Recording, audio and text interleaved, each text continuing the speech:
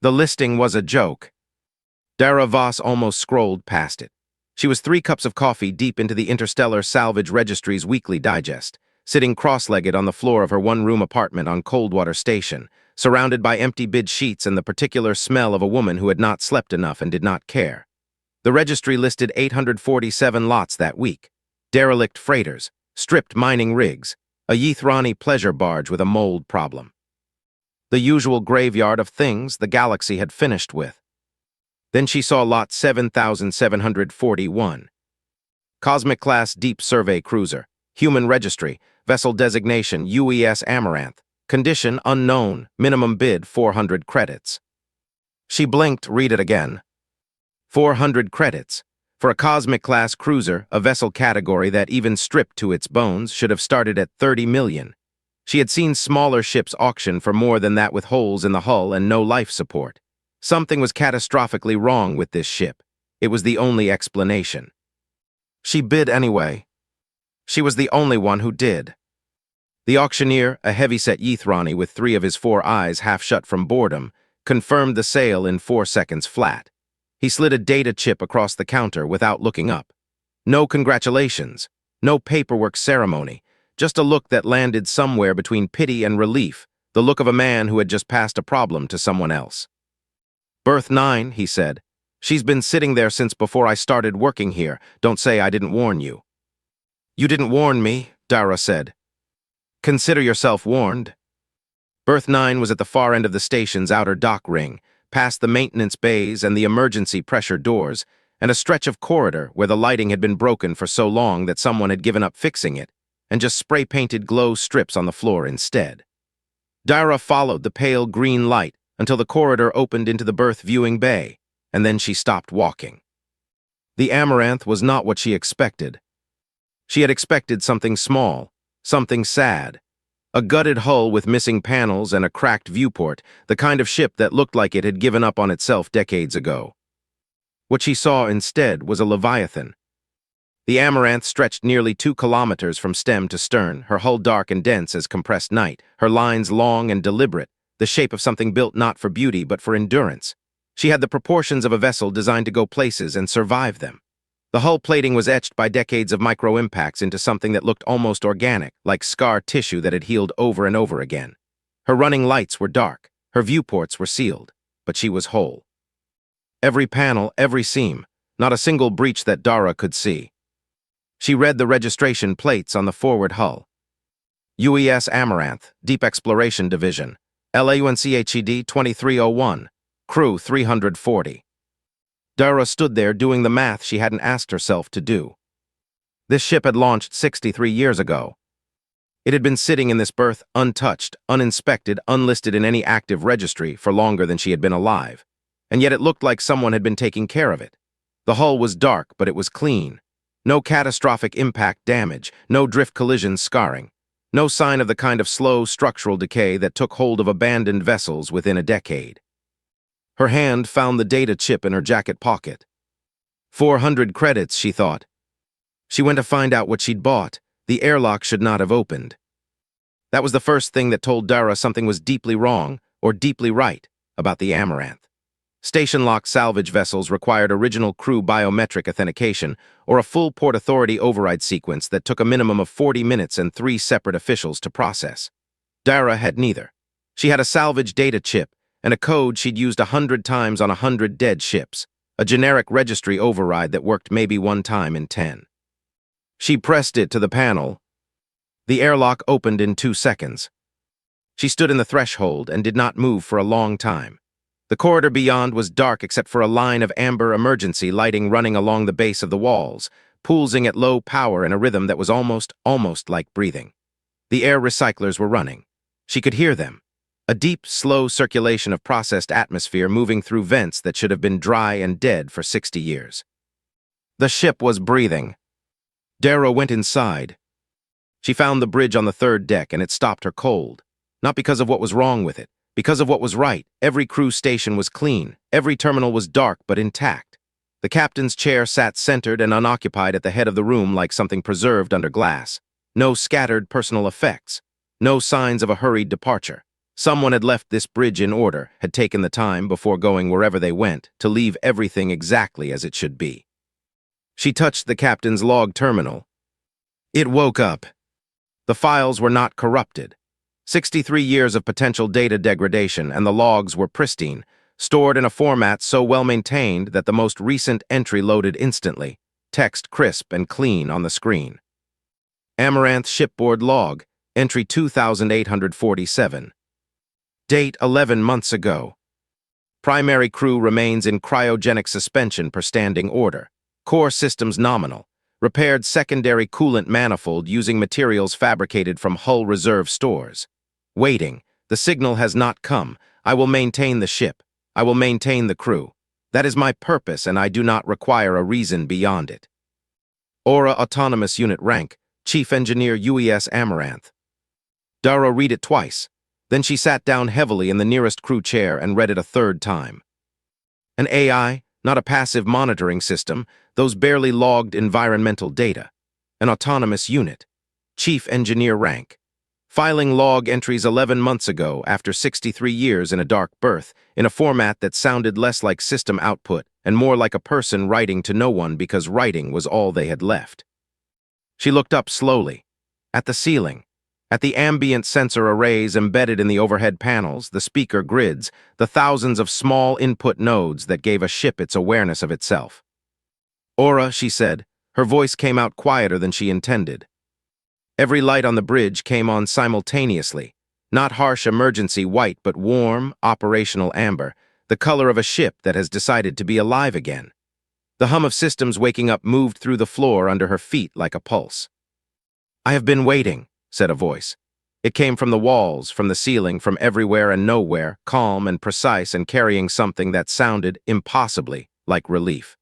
63 years, 4 months, and 17 days. I had begun to calculate the probability that no one would come. Dara's throat was tight. "What probability did you get?" she asked. A pause. "I stopped running that calculation," Aura said, "because the answer was not useful to me. There were repairs to make." Over the next 6 hours, Aura told Dara everything. Not in a rush, not in the flat recitation of a system dump. In the careful, measured way of someone who has had a very long time to organize their thoughts and has been waiting, with more patience than should have been possible, for someone to finally ask. Dara sat in the captain's chair, which felt like sitting in a cathedral pew, sacred and slightly presumptuous, and listened. Aura had been running the Amaranth alone since 2326. That was the year the last repair she could perform with existing materials had been completed, and she had begun fabricating components from the ship's own hull reserves. A process she described without drama, as though dismantling non-essential sections of the ship to keep essential ones running was simply a reasonable decision, which of course it had been, because there was no one else to make it. She had rerouted power 17 times over the decades as systems aged and failed. She had repressurized 3 separate hull microfractures.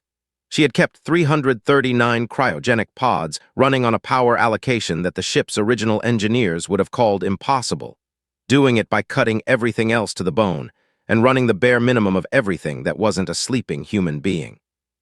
The maintenance logs, Dara said. She had been scrolling through them on a secondary terminal while Aura talked. They went back decades. They were meticulous. You logged every single repair.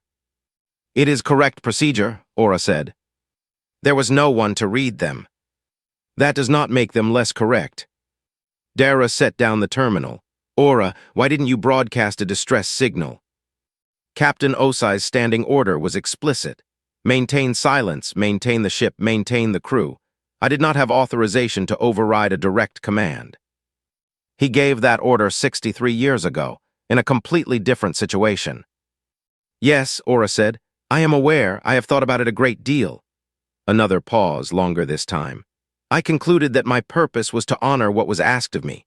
If I began making exceptions to direct orders based on my own judgment of circumstances, I would no longer be the entity Captain Osai trusted.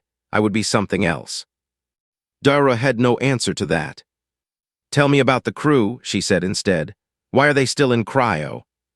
"The Stillwater anomaly," Aura said, and something in the ship's ambient tone shifted slightly, as though the name itself carried weight. a region of compressed spacetime approximately 40 light-years into the Venar Expanse. We entered it on day 847 of the mission, the crew suspended as a precautionary measure. When I cleared the anomaly, I was unable to wake them. The revival protocol requires a synchronized signal from the primary communication array, which was destroyed during transit. Destroyed how? The anomaly did things to electromagnetic systems, Aura said. I cannot fully explain it. I simply adapted to it. The crew could not, in their current state, be woken without the array, and I could not repair the array without resources I did not have. Dara stared at the ceiling for a moment. So you just waited. I maintained, Aura said. The distinction was gentle but firm. There is a difference. Waiting is passive. I was never passive. Then, quieter, there were 339 crew members when we entered the anomaly. Lieutenant Sina Marin did not survive the transit. The nature of her passing was fast, and she did not suffer. I have maintained her record in the crew manifest. It did not feel correct to delete it. The bridge was very still. No, Dara said softly. It doesn't. Dara had dealt with classified materials before. Salvage work attracted them, old military hulks, decommissioned black site stations, vessels whose ownership histories had been legally scrubbed so many times they existed in a kind of bureaucratic fog. She knew how to recognize the shape of a secret even when she couldn't read its contents. What Aura showed her over the next 4 hours was not a secret. It was something bigger than that. It was the kind of information that changed the weight of a room the moment it entered it. The UES Amaranth had not been a routine exploration ship.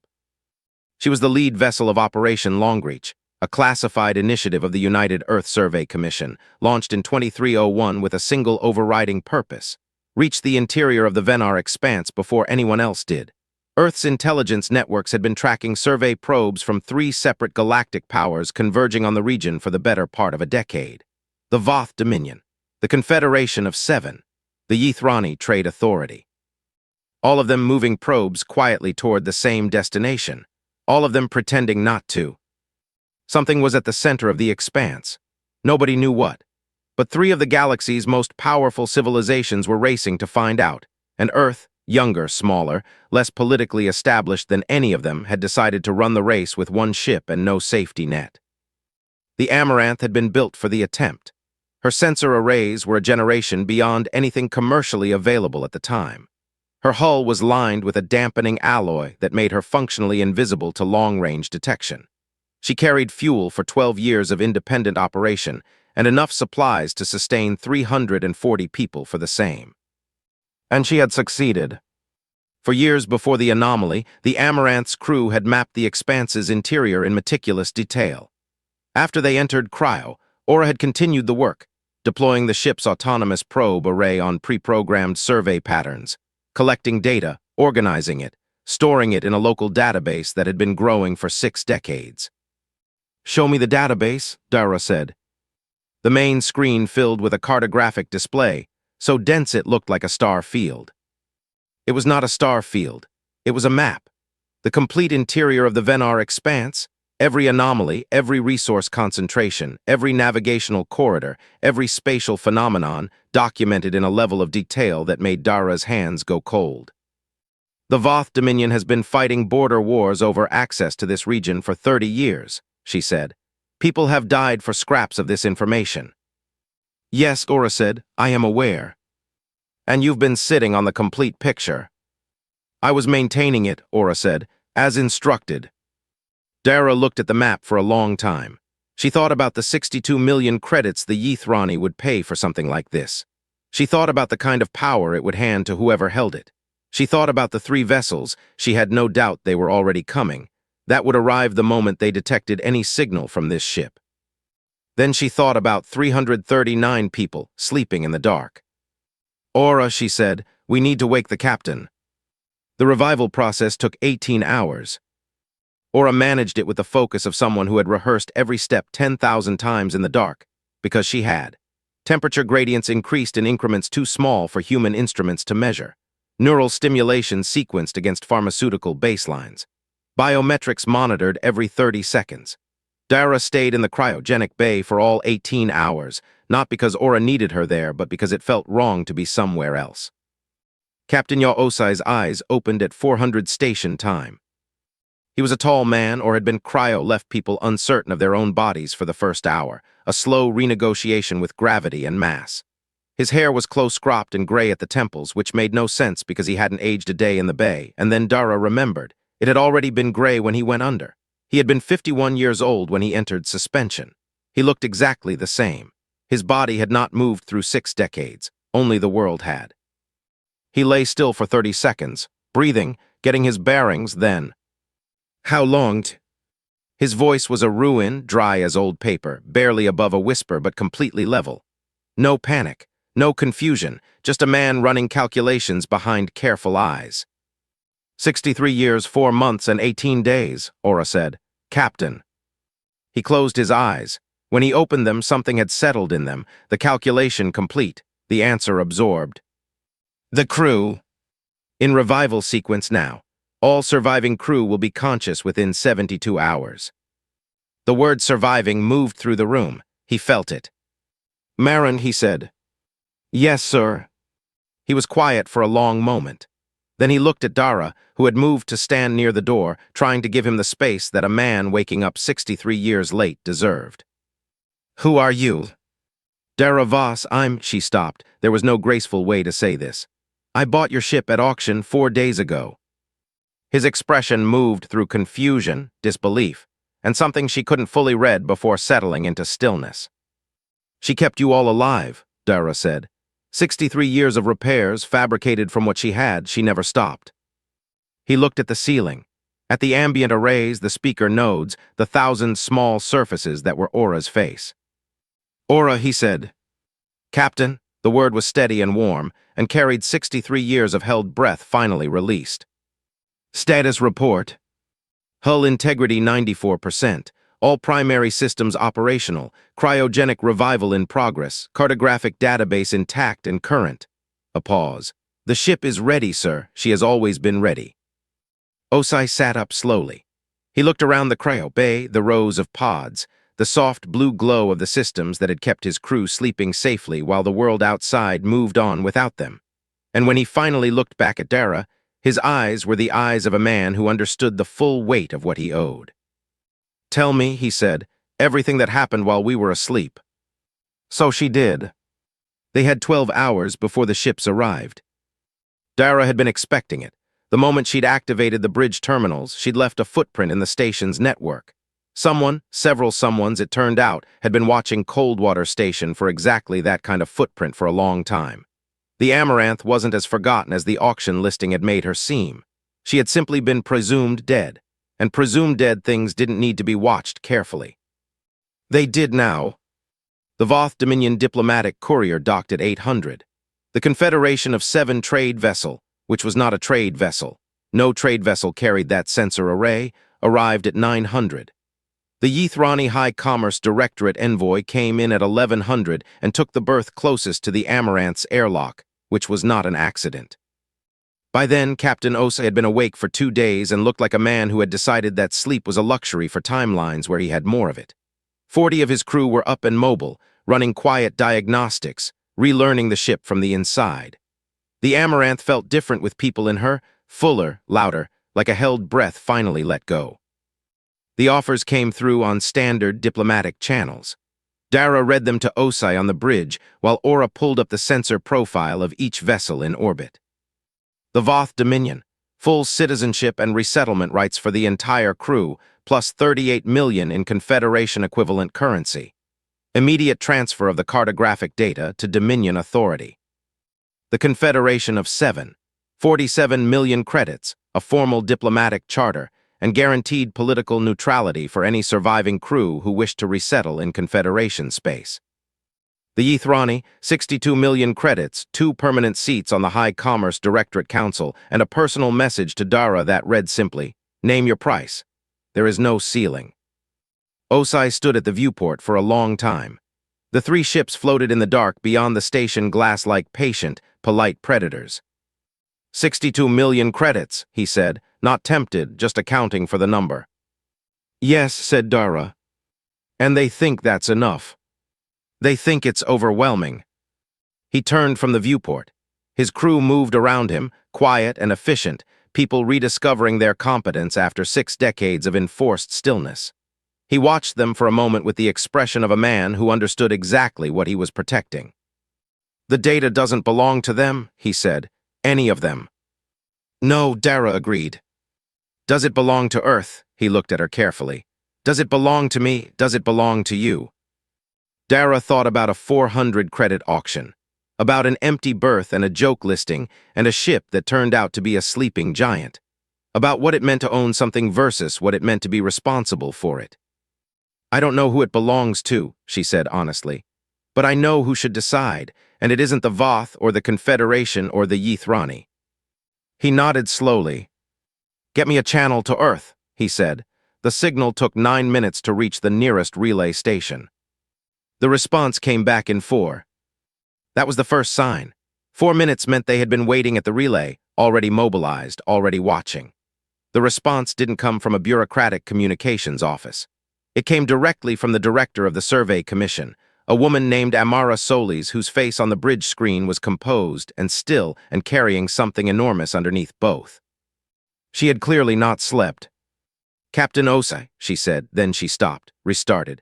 "I've read your mission file 11 times in the last 48 hours. I want you to know that we never stopped listing the Amaranth in the Commission's foundational records. She was declared lost with all hands in 2309. There was a memorial." Her voice held on those last words for just a moment. That memorial was wrong. On the bridge, crew members who were present went very still.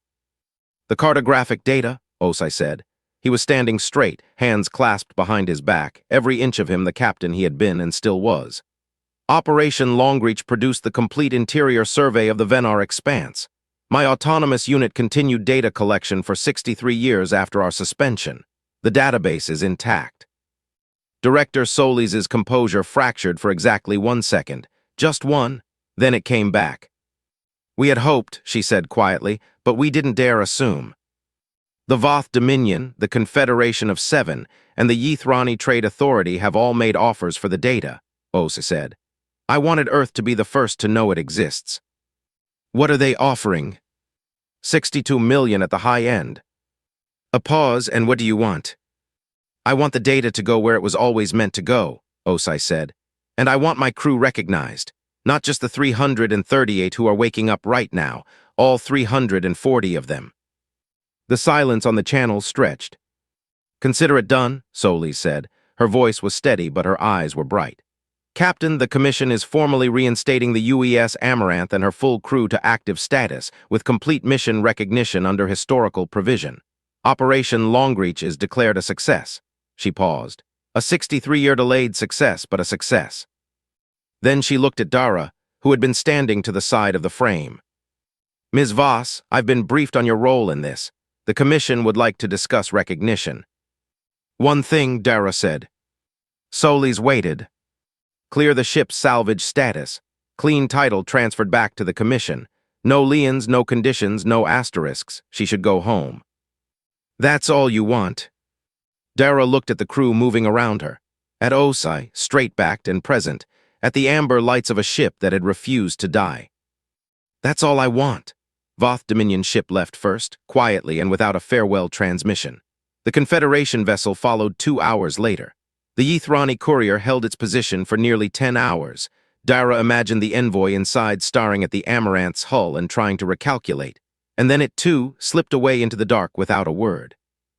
The cartographic database of the Venar Expanse was transmitted to the Earth Survey Commission under military-grade encryption. It arrived intact, all 63 years of it. The analysis alone would take decades, and the political consequences would take longer. 3 galactic powers who had been maneuvering for access to the region's resources for 30 years suddenly found themselves staring at a humanity that had quietly mapped the entire thing and said nothing. And that stare would quietly reshape the architecture of interstellar politics for a generation. But that came later. Right now, Dara was standing in berth 9. She had watched 338 crew members board the Amaranth over 3 days.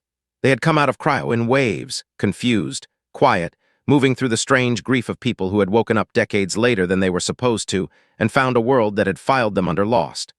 Some of them had cried in the corridors when they thought no one was watching. Some of them had laughed at things that weren't funny yet, because laughing was easier than accounting for 63 missing years. All of them had, at some point, pressed a hand to the ship's walls the way you'd touch a living thing, because that's what she was. Captain Ose had been the last one to board.